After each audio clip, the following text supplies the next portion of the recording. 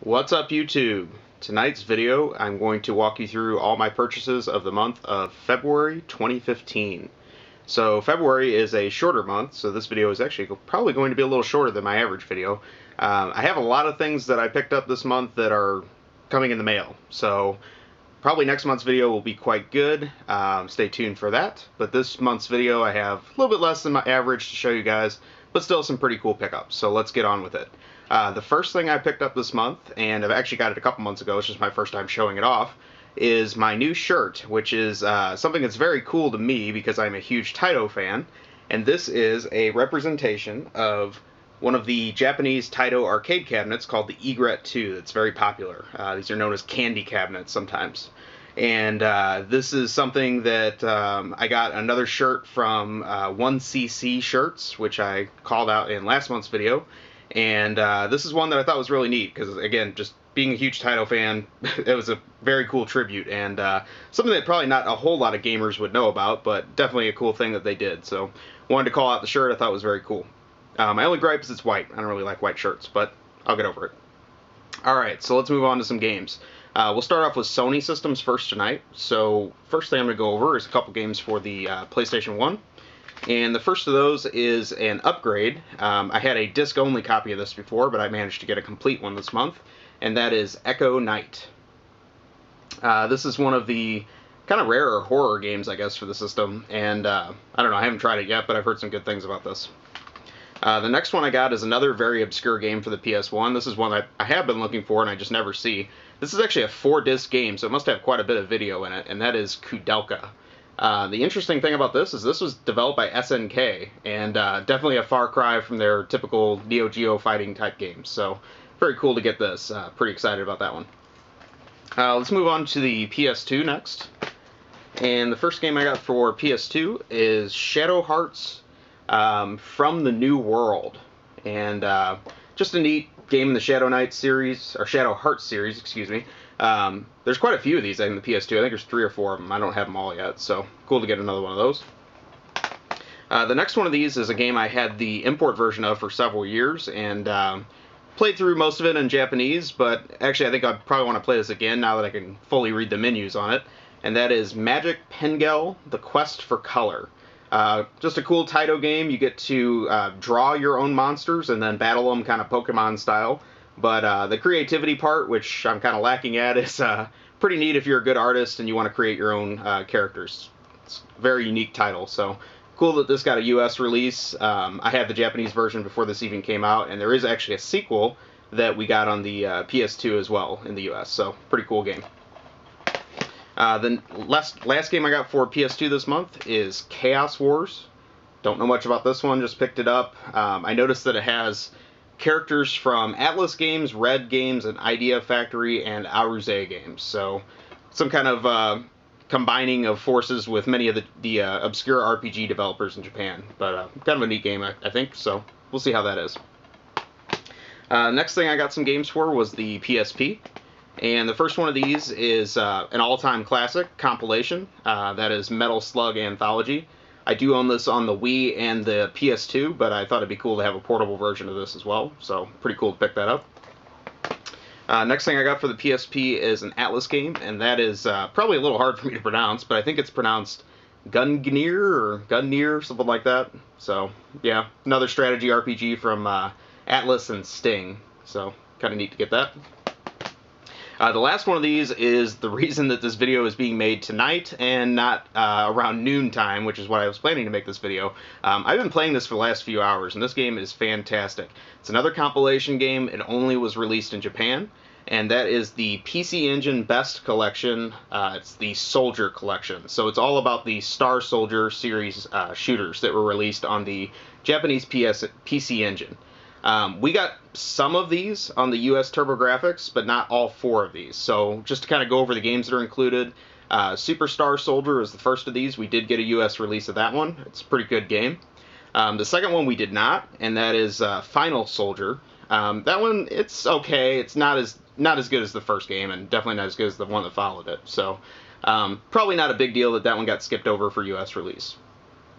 The third one of these is the all-time classic Soldier Blade, which is just one of the best games you can buy for PC Engine or TurboGrafx. I highly recommend that game. I do own an original Hue card of that one, and I think it's just fantastic, but it's very cool to have a portable version of this now, too. The last game in this pack is Star Parodier, and this one we didn't get in the US. This one is a CD-based game, and it is a parody-style game of all the Soldier series games, and also kind of poking fun at Hudson Soft's past. So one of the characters that you can fly as and shoot with is Bomberman, and there is a made-up character included who's known as PC Engine Man. And basically you are a giant flying PC Engine, and you use Hue cards as power-ups, and you can shoot CDs, and it doesn't take itself too seriously. But I really like that game, and basically the fact that all four of these games can be had in this compilation for, I don't know, 30, 40 bucks is pretty incredible when you consider how much these four games would cost you to buy on the PC Engine. So I highly recommend this compilation. Again, I've been playing it the last few hours. I really, really enjoy this. It also has an appearance of some videos of the classic Hudson mascot known as Master Takahashi. And he kind of goes through what it takes to beat these games with some extreme skill. You would know Master Takahashi because his likeness was featured in the Hudson game Adventure Island. So pretty neat that those were thrown in. They are all Japanese text, or Japanese voice, of course, but I can kind of get an idea of what's going on, and it's neat to see somebody with real skill blowing through these games. So again, probably enough talk about this one game, but this is just a great, great pickup. Highly recommend this if you like PSP. PSP is region free, so feel free to import this game. Good stuff. Alright, moving on. I talked about in the last couple of videos how I've been buying PS3 games. I don't even own a PS3 yet. We'll be getting one soon, I'm sure. But I did get a couple more of those this month. And the first one of these is a collection of gun shooters by Namco. The first one of these is Time Crisis Raising Storm. It also features Time Crisis 4, which was a separate release before this compilation came out, so it's included in this pack as well. And then it also has the arcade game Dead Storm Pirates included in it too. So definitely a very cool pack. I'd like to play this with a GunCon 3, and hopefully I can get one of those pretty soon, see how that is. It also apparently supports the PlayStation Move controller, so I don't know, might be decent with that too. But definitely cool to have this. You know, light gun games are kind of a dying breed, so this is one of the newer ones you can pick up. The other thing I got for PS3 is one of the reasons why I really want a PS3, and this is because this is one of my favorite series, and this is a pretty much exclusive game to the PS3. It's also on the Vita, but as far as home versions, this is the only you know, TV version of it, and that's Deception 4 Blood Ties. And if you haven't played the Deception games, they're very unique. They're kind of sadistic, trap-setting, you know, games, and then you watch the, you know, normally who would be the hero suffer, and that's the goal of the game. So, pretty weird stuff, but they're very cool games, and I think it's neat that this got a PS3 release. This was one of the later PS3 releases, so I don't think they made a whole lot of these, but we'll see in the future. Moving on, I'll go over a couple games I got for the original Xbox. This first one of these, I didn't even know this game existed. I stumbled on this in a store and I had to pick it up. It's a really strange release because it's essentially just an advertisement for Volvos. When you think racing games and, you know, especially if you're going to have a car brand that you're going to build a racing game around, probably Volvo is not the first one that comes to mind. But this exists, and it's Volvo Drive for Life. It's not so much a racing game, but as a simulator of some of the Volvo safety systems. So you get to do little track-based tests with the Volvos and really show off their stability control and pre-brake sensing and things like that. So I don't know if this was given away at dealerships or trade shows or what. I don't think this was sold at retail, like at game stores. I mean, it does... No, it doesn't have a barcode, so... Yeah, like I say, I think this is a promo release. This has got to be pretty rare. I don't know. I didn't know anything about it, but even the choices of Volvos in it are not even the sporty ones that you would expect. It has the, you know, this is around 2005 era, so it has the S40, the S60, and the XC90 SUV, which, who wants to play a racing game with an SUV? But yeah, very weird release. So I don't know. If you see this, I'd get it. I can't imagine there's a whole lot of these out there, but Yeah, it's definitely an advertisement for Volvo products, so weird stuff. The next game I got for the original Xbox is Phantom Dust, and haven't played this one yet, but I've been hearing a lot of great things about it, so I decided to pick it up. We'll see. I also got a couple games for the 360, and the first one of these is one that I consider already a very rare game for 360. I got its sequel last month. The sequel is called Crash Time, and this is the first game in the series, and it's Autobahn Polizei. Basically just a, stunt racing type game. You blow stuff up, jump off ramps, things like that. I think it's loosely based on a German television show, so I don't know. I can't imagine they sold many of these in the U.S., because who in the U.S. is even going to know anything about a German television show we didn't get to see? So, kind of neat that this exists. Pretty ugly cover art, but whatever. I mean, it's neat that it's out there. The other thing I got for the 360 is Cubed. And really the reason I picked this up is because it has Res HD on it, which I didn't even know there was a physical version that had Res HD. I'd been hearing about that as a download since the early days of the Xbox, and me not being much of an internet gamer, I never got to try it out. But I was a huge fan of Res on the Dreamcast, on the Japanese Dreamcast, that is. So it's very cool to get a chance to play that in HD, but definitely an awesome game. So maybe I'll check out the other games in the pack. It has a version of every Extend Extra in it as well. So, yeah, kind of neat stuff.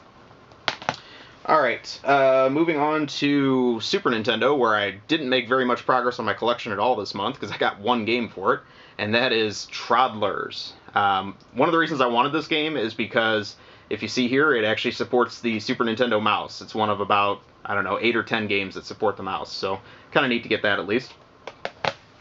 I got one game for the Nintendo GameCube, and that is Baten Kaitos, Eternal Wings, and the Lost Ocean. Heard good things about this one. I picked up the other Baten Kaitos game a couple months ago, I think, so neat to get another one of those. I mean, hopefully get a chance to try that out. I picked up a couple games for the Wii as well, and really what I'm going for on the Wii right now is trying to get all the games released by Xseed. I think they kind of are the renovation of the Wii. I mean, they put out a lot of the quirky Japanese titles that we would have normally not had a chance to get, an imported or a U.S. domestic version of. So, got a couple of those this month. The first one of those is Valhalla Knights Elder Saga. I don't know if I'm going to play that one much, but yeah, just another Xseed game to scratch off the list. And then I also upgraded my copy of this game because I got a copy of it a couple months ago, and they sent one with a photocopied cover. I was kind of ticked off about it. So now I have a proper complete version of this game, which is Ivy the Kiwi, which was developed by Yuji Naka of Sonic fame. So kind of a neat game, 2D platformer, which definitely don't see too much of today. So I'd highly recommend getting this one just because it's kind of a unique bird for the Wii. So, yep, Ivy the Kiwi. Alright, moving on to Nintendo Portable Systems. I got some games for the Game Boy Color, and the Game Boy Advance this month. Didn't get a whole lot for the original Game Boy, which is my, collecting goal, but I'll show you off what I got so far. First one of these is a loose copy of Double Dragon 3, the arcade game.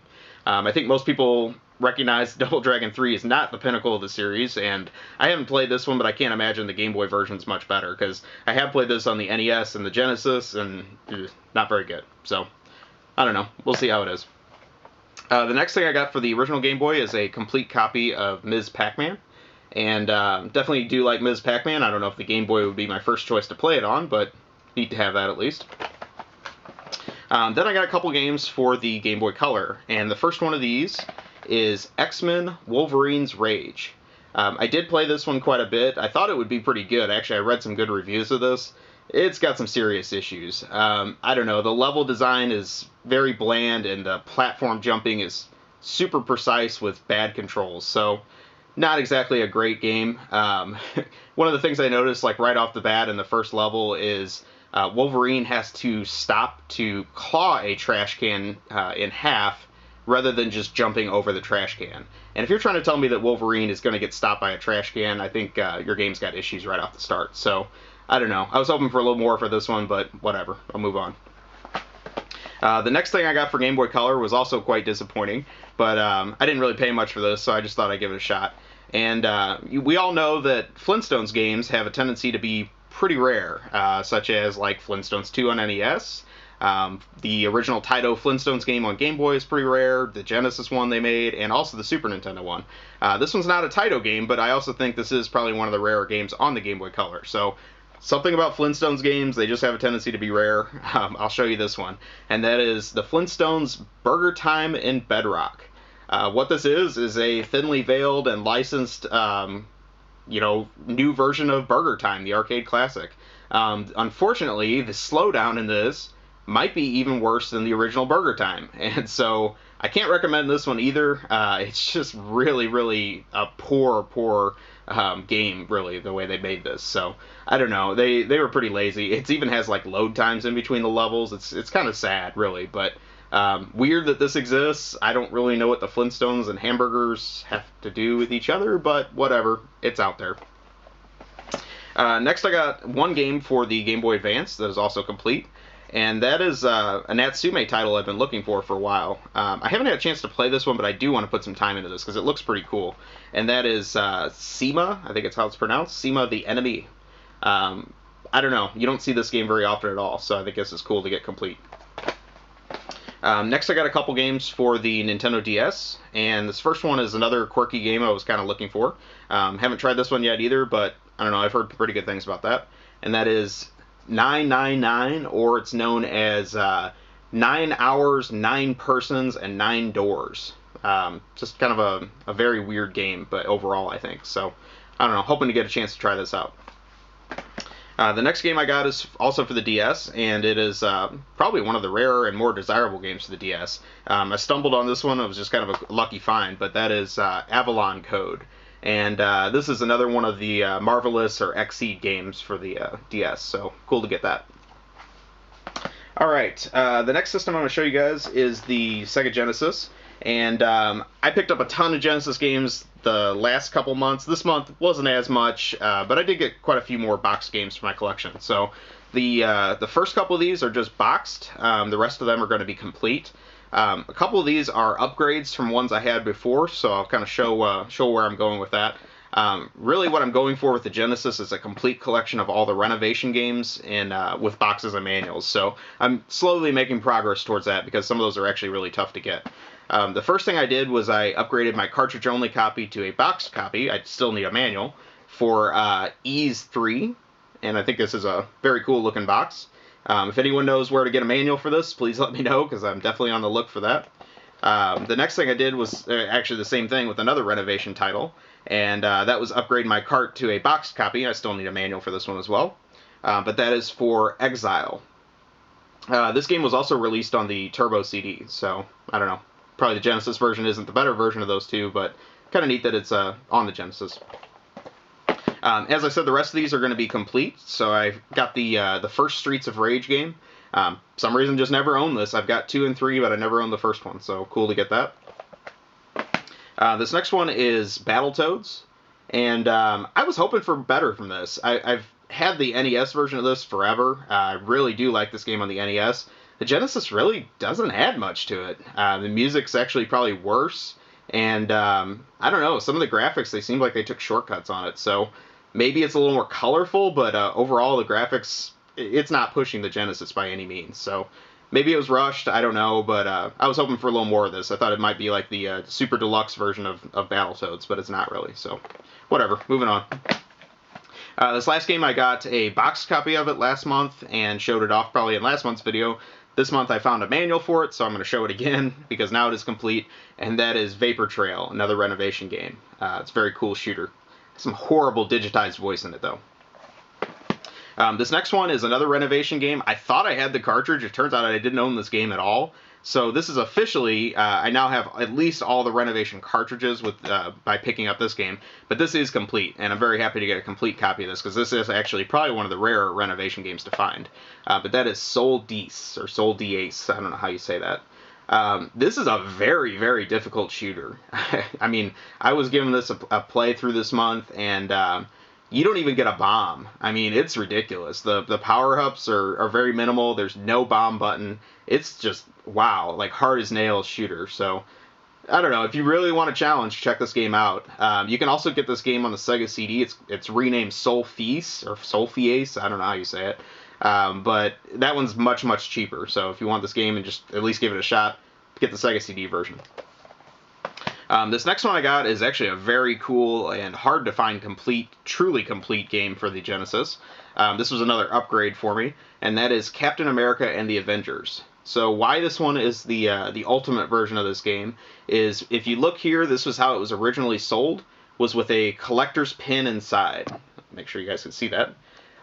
This game that I got actually came, not only did it come with the pin, but it is still in its original baggie. Never been opened.